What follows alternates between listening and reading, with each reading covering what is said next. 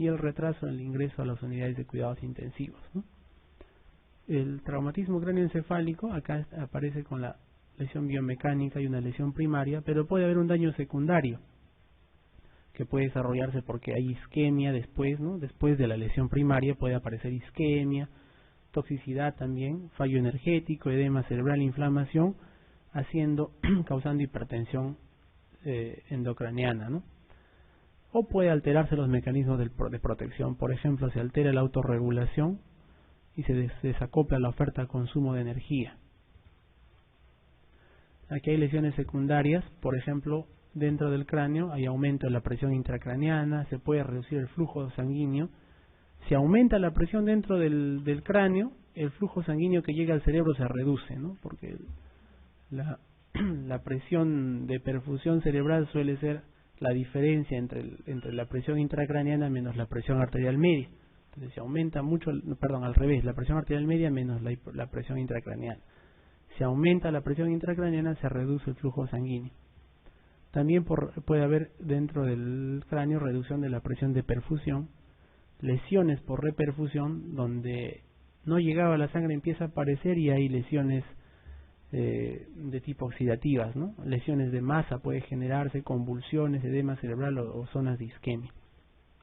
Y fuera del cráneo puede desarrollarse hipotensión, hipoventilación del paciente, ¿no? Los daños cerebrales pueden causar esto, hipoxemia por la hipoventilación, hipertermia, que es un marcador de mal pronóstico también, pero también puede haber hipotermia, hiponatremia por desarrollo de síndrome de secreción inadecuada de hormona antidiurética, hipoglicemia o hiperglicemia, cualquiera de los dos, y puede haber sepsis, ¿no? Debido a los procedimientos que se le hace al paciente y llegar a la disfunción multiorgánica.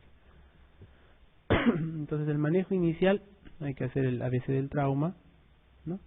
Normoventilación, normotermia, alineación cabeza-cuello, controlar el dolor y transportar al paciente. Y hay que hacer el manejo inicial de nuevo, ¿no? Ver si está ventilando, principalmente ver si está ventilando el paciente, ¿no? Descartar lesiones vitales, hay que mantener el oxígeno, todo eso normal, la presión, radiologías de urgencia básicas y la tomografía de cerebro. Si necesita quirófano o se va de frente a la UCI, hay que ver. Pregunta 43. En un TEC con disminución de conciencia, lo prioritario es ver qué: tamaño y reactividad pupilar. B. Comprobar la respuesta a estímulos nociceptivos, o sea, al dolor. C. Prueba de ojos de muñeca, ¿no? Voltear la cabeza y ver si es que los ojos están fijos. D. Establecer la permeabilidad de la vía aérea. O E. Asegurarnos de la estabilidad hemodinámica. ¿Cuál es prioritario en un TEC con disminución de conciencia? Vía aérea, ¿no? La vez C. Establecer la permeabilidad de la vía aérea.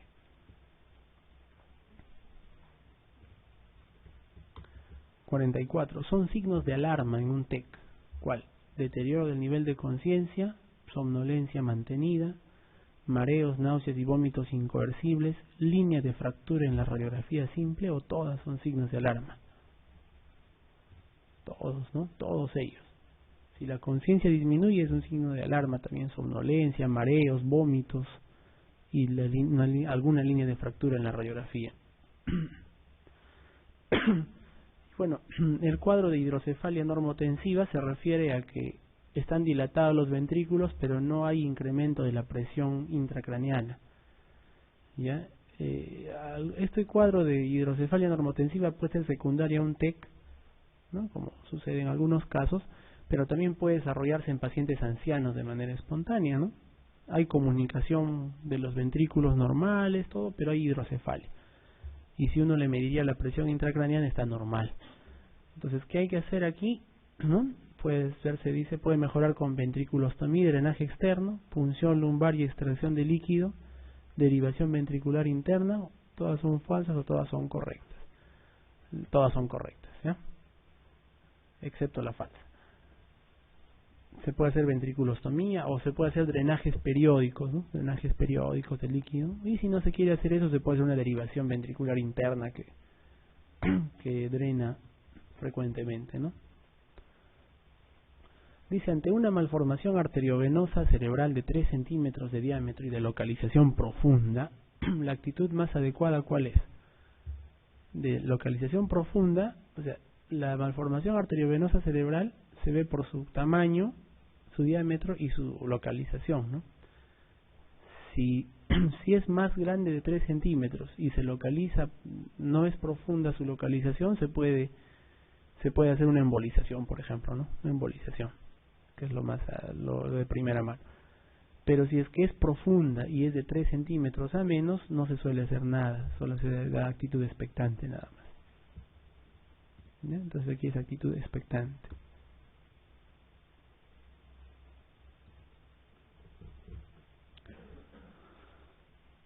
A ver, tienen un paciente que ingresa con cefalea, trastorno de conciencia y rigidez de nuca.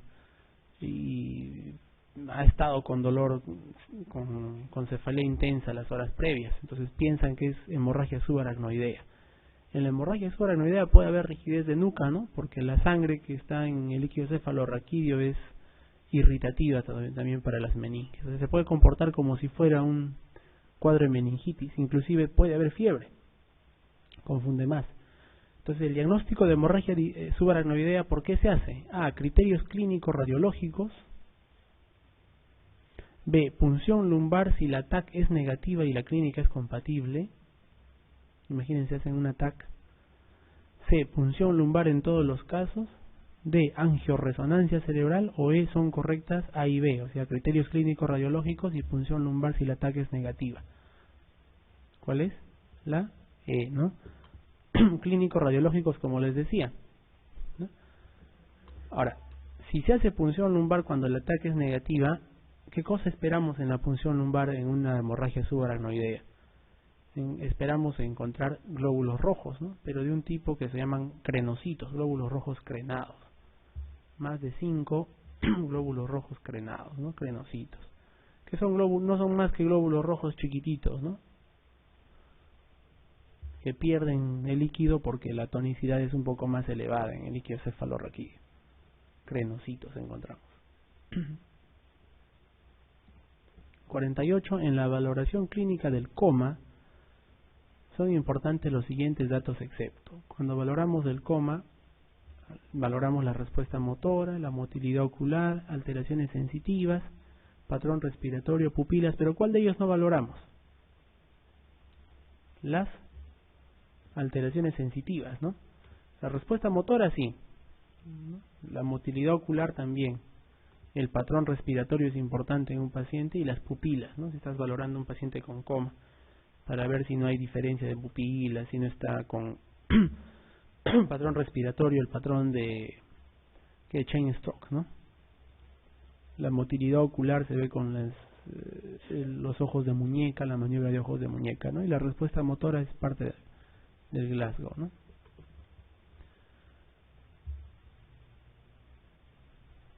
49. La causa más frecuente de la oclusión de alguna arteria de manera aguda, ¿cuál es? Por ejemplo, hay oclusión cerebral, nos da un ACV isquémico, oclusión intestinal, oclusión de arteria de manera aguda en un miembro superior, inferior, etcétera.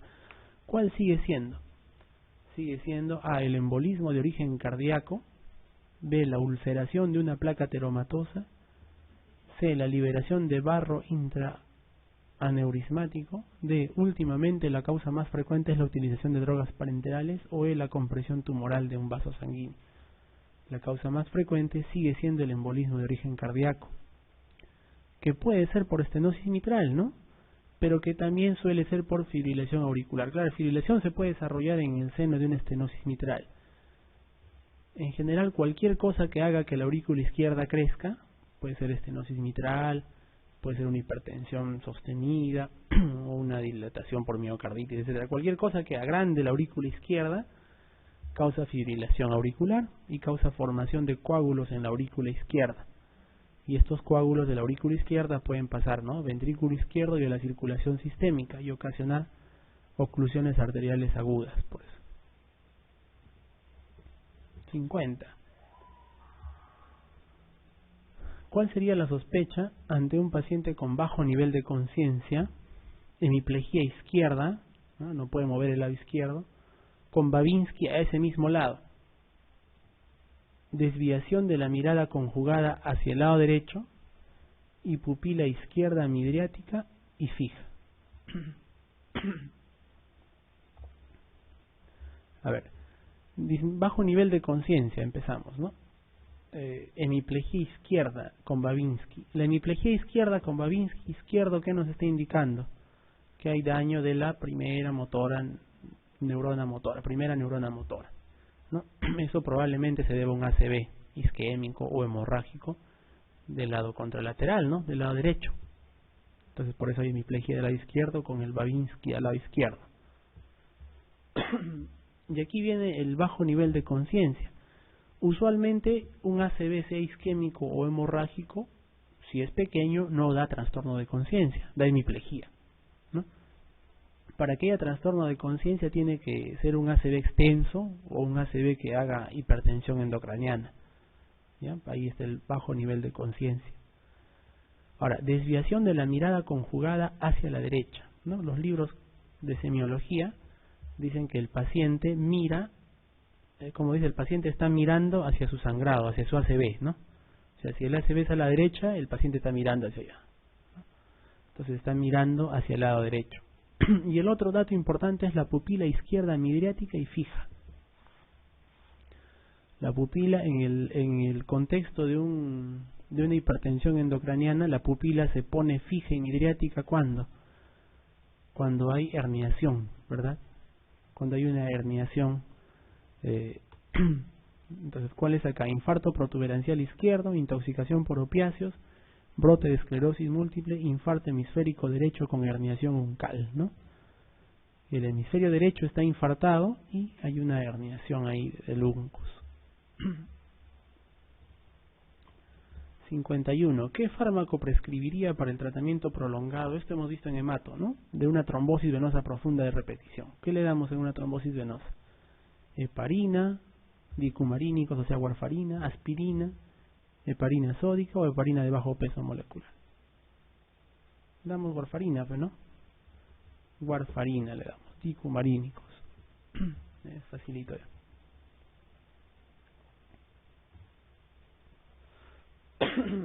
Pregunta 52. Una mujer de 65 años, una semana después de ser intervenida por una fractura de cadera, presenta bruscamente disnea de reposo. En la exploración destaca el aumento de segundo tono y taquicardia. O sea que probablemente hay un tromboembolismo pulmonar, ¿no? Ahí incipiente. El ecodoppler objetivo una trombosis venosa profunda proximal en la extremidad inferior derecha. Esta paciente tiene alto riesgo de hacer tromboembolismo y trombosis, ¿no? Porque está operada de fractura.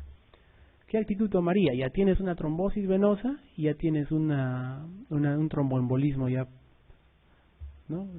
Casi seguro. ¿Qué actitud tomarías? A. Realizar gammagrafía de perfusión. B. Realizar angiografía pulmonar. Estos dos estarían orientados a hacer el diagnóstico de tromboembolismo pulmonar, ¿no? C. Administrar activador tisular del plasminógeno, o sea, hacer trombólisis. Es posoperada reciente, ¿no? No se debe hacer eso. D. Administrar warfarina. Dijimos que warfarina sola no se tiene que dar, ¿no? E. Administrar heparina. La recomendación aquí más importante es iniciar heparina de una vez en infusión y posteriormente podemos hacer la gammagrafía o angiografía si están disponibles, ¿no? La ventilación mecánica asistida. Ustedes ya han visto pacientes en ventilación. Vamos a ver cuál de estos es cierto. Dice, está indicada fundamentalmente en la insuficiencia respiratoria crónica agudizada. Usualmente no está indicada más bien en la insuficiencia respiratoria crónica reagudizada, porque los pacientes que tienen EPOC, EPIT y se reagudizan, más bien lo usual es decir, no lo pongas en ventilador porque este paciente nunca va a salir de ese ventilador, se va a quedar pegado ahí meses. Entonces no está indicado, ¿no? Está indicado fundamentalmente en la insuficiencia respiratoria aguda, ¿no? B. Requiere siempre la intubación endotraqueal. Hoy en día existen formas de ventilación mecánica que son no invasivas, ¿no? El VINI le llaman en los hospitales, ventilación mecánica no invasiva. ¿Cómo hacen? Se pone una máscara que está bien sujetada hacia la parte posterior y que es de cierre hermético, y el paciente, cada vez que empieza el estímulo de respirar, el ventilador le da la respiración completa, le ayuda, ¿no? Entonces no siempre requiere intubación endotraqueal. Falso, la B. C. La inspiración ocurre de manera pasiva. En la ventilación mecánica la inspiración ocurre de manera activa. Lo que ocurre de manera pasiva es la expiración. Ya, la inspiración sí tiene que ser activa. D. La ventilación mecánica dice, puede utilizarse como tratamiento de la hipertensión intracraneal. En la hipertensión intracraneana se suele usar las famosas H, ¿no? Hipotermia, hiperventilación y hipervolemia. Entonces, para la hiperventilación se puede utilizar la ventilación mecánica, ¿no? Y lo hiperventilas al paciente ahí en la ventilación mecánica. Permite mejorar la hipoxemia, pero generalmente aumenta la retención de CO2. Falso, ¿no? ¿Para qué lo pondría ventilación mecánica a un paciente que va a aumentar su CO2? El CO2 es facilito de manejar en la ventilación mecánica. Entonces la respuesta es la D. Puede utilizarse como tratamiento de la hipertensión intracraneana. ¿De qué manera? Ocasionando hiperventilación. Y ahora los efectos secundarios. Vamos a ver la falsa. La falsa. A. Puede producir colestasis. La ventilación mecánica. Sí, está dentro de uno de sus efectos secundarios, ¿no? Colestasis. B. Las complicaciones pulmonares más frecuentes son las infecciosas. Suele tener complicaciones pulmonares y son frecuentes las infecciones. Paciente en ventilador mecánico casi siempre va a ser una neumonía, ¿no? Neumonía asociada a ventilador. C. La neumonía suele estar producida por gérmenes gram positivos. Puede estar producida por gram positivos, pero las neumonías asociadas a ventilador en su mayoría siguen siendo los gérmenes gram negativos. ¿Ya? D. Las complicaciones traqueales se relacionan con la presión del neumotaponamiento, o sea, la presión con la cual inflas el globo del tubo endotraqueal, y con el tiempo de intubación, ¿cierto, no? Puede haber traqueomalacia, inclusive si hay mucha presión dentro de ese baloncito que inflas alrededor del tubo, o si el tiempo de intubación es muy prolongado. El riesgo de una toxicidad por oxígeno depende de la FiO2 elevada y el tiempo. Lo que se suele decir es que no debes mantenerlo al paciente al FiO2 del 100% por más de 5 o 6 horas, sino que tienes que bajarle, ¿no? Y con otros parámetros de la ventilación mejorar el oxígeno. Y sí, pues el FiO2 elevado puede causar toxicidad, ¿no? Entonces la falsa aquí es la C, ¿no?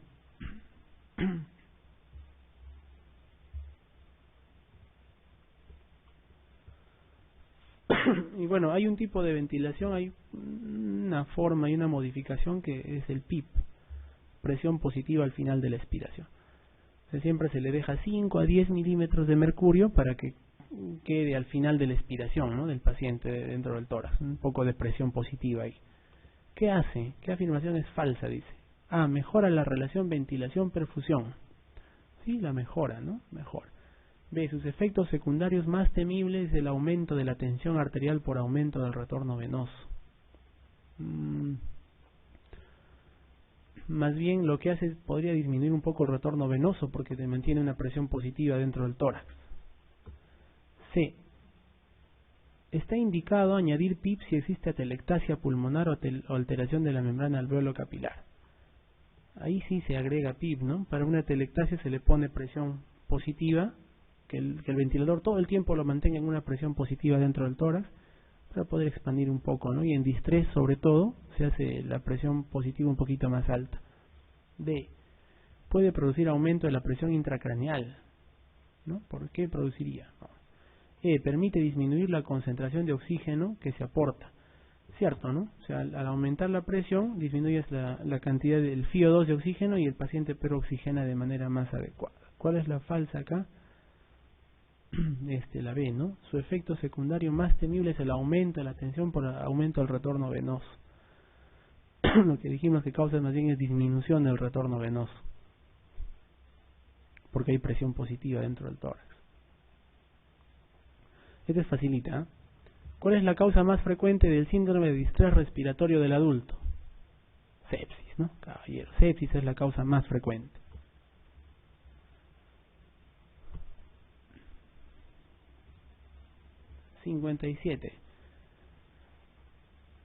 ¿cuál es el tratamiento más adecuado para un paciente de 40 años, joven, con insuficiencia respiratoria crónica severa por fibrosis quística? Fibrosis quística, ¿qué se indica? Si es que la insuficiencia respiratoria es severa, se suele indicar trasplante, ¿no? Trasplante de pulmón, pero de los dos pulmones, ¿no? Oxigenoterapia crónica domiciliaria no, broncodilatadores y oxigenoterapia crónica tampoco es lo más adecuado. Trasplante no, trasplante bipulmonar, ¿ya? Bipulmonar. De corazón no, pues porque no hay alteración en el corazón en los pacientes con fibrosis quística, ¿no? Hay alteración pulmonar y de páncreas.